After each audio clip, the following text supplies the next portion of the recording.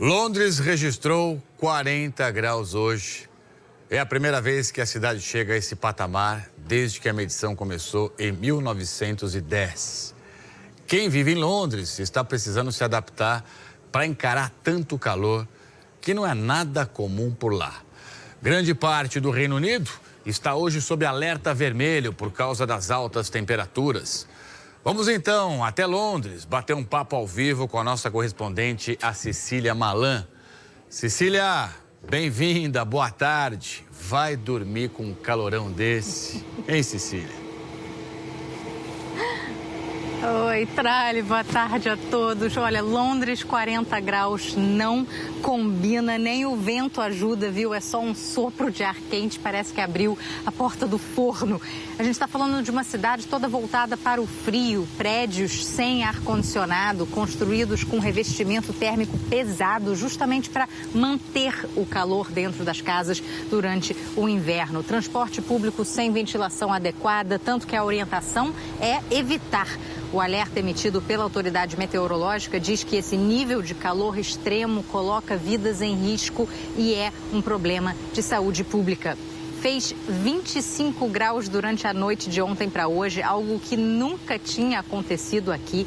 Antes das 10 da manhã já estava em 35 graus e no iniciozinho da tarde bateu 40,2, dia mais quente da história do Reino Unido. O registro foi feito no aeroporto de Heathrow, que é um dos mais movimentados da Europa. O recorde anterior era de 38,7, registrado em julho de 2019. Agora está 38 graus, onde eu estou, mas para vocês terem uma ideia, fez mais calor hoje aqui do que em quase 99% do planeta e ainda pode chegar a 42 graus em certas partes do país. São temperaturas antes impensáveis que podem ficar cada vez mais comuns ao longo dos próximos anos. O recorde dos recordes acabou com o sorvete nos supermercados. Lotou piscinas públicas, parques e fontes.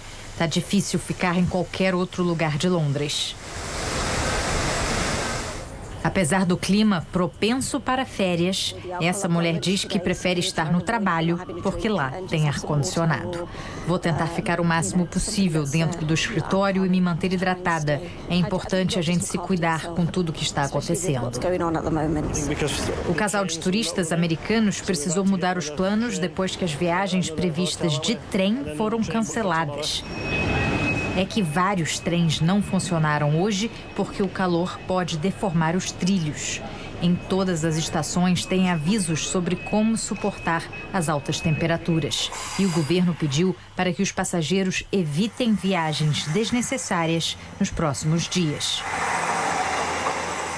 O calor derreteu a pista de um aeroporto no norte de Londres.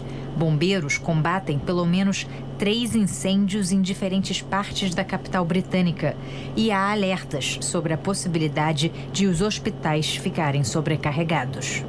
O Reino Unido está derretendo, estampa o jornal.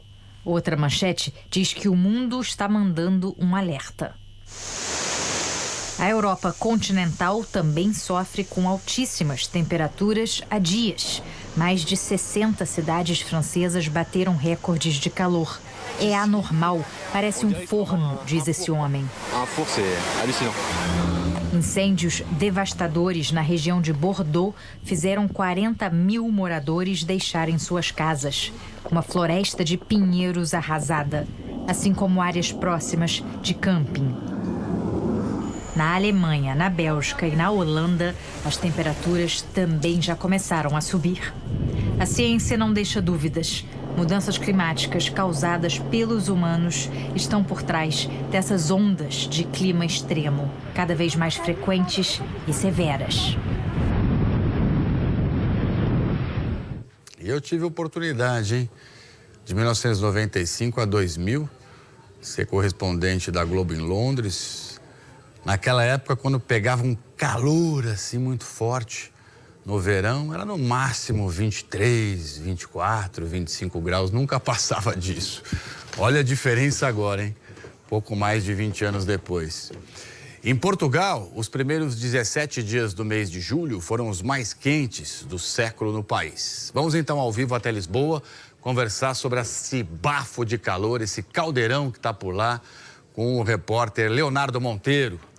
Ei, Léo, pelo menos você tá... Esse é o Rio, né? É o Rio, né? Boa tarde, bem-vindo. Oi, Tralli, boa tarde para você, boa tarde para todo mundo. Não é praia, a gente está literalmente à beira do Rio Tejo, mas tem gente que se arrisca a molhar o pezinho, se refrescar, porque dá para dizer que estamos enfrentando o calor do século. O Instituto Português do Mar e da Atmosfera disse que a temperatura média do ar nos primeiros 17 dias de julho foi de 25,7 graus. E as temperaturas devem voltar a subir mais ainda a partir de amanhã. Nesse momento, Tralli, quase 1.000 bombeiros tentam combater 5 incêndios em Portugal. Um deles na cidade de Mursa, que fica no norte do país e que é o mais preocupante, segundo as autoridades. Ontem, um casal de idosos que tentava fugir de carro do fogo, infelizmente sofreu um acidente e os 2 morreram. Algumas aldeias tiveram de ser esvaziadas e outras ficaram completamente sem eletricidade.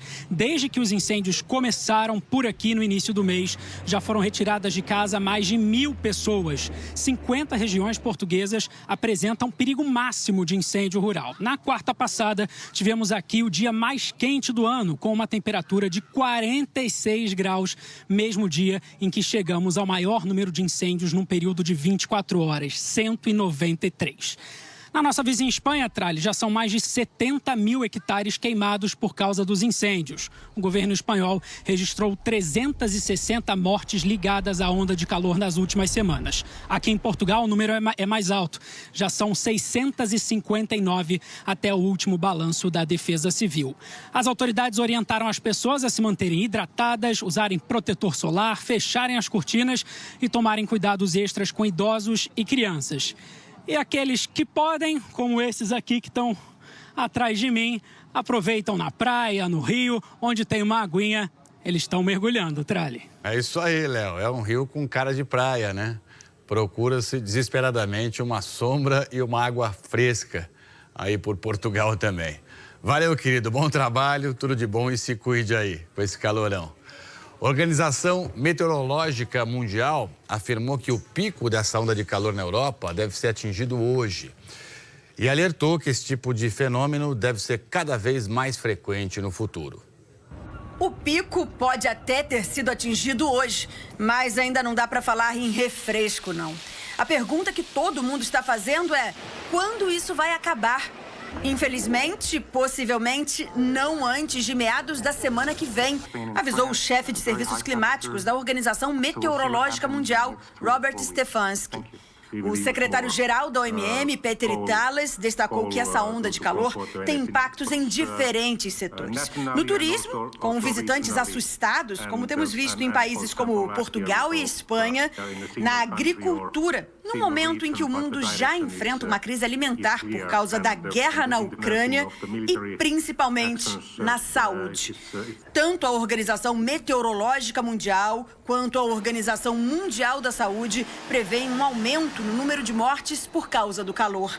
A diretora de Saúde e Meio Ambiente da OMS, Maria Neira, mostrou preocupação, sobretudo, com os mais vulneráveis. Pessoas que sofrem com doenças crônicas, idosos, crianças e grávidas. E também com pessoas que precisam trabalhar debaixo do sol.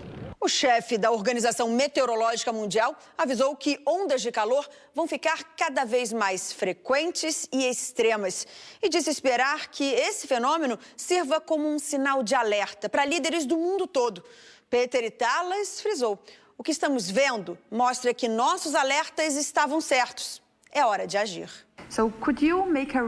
Perguntei sobre as altas temperaturas no Brasil em pleno inverno. E o secretário-geral da Agência da ONU para o Clima disse que, além dos impactos das mudanças climáticas que temos visto no mundo, no Brasil, o clima local também é afetado pelo desmatamento na Amazônia, o que tem deixado o clima mais seco e quente, segundo ele.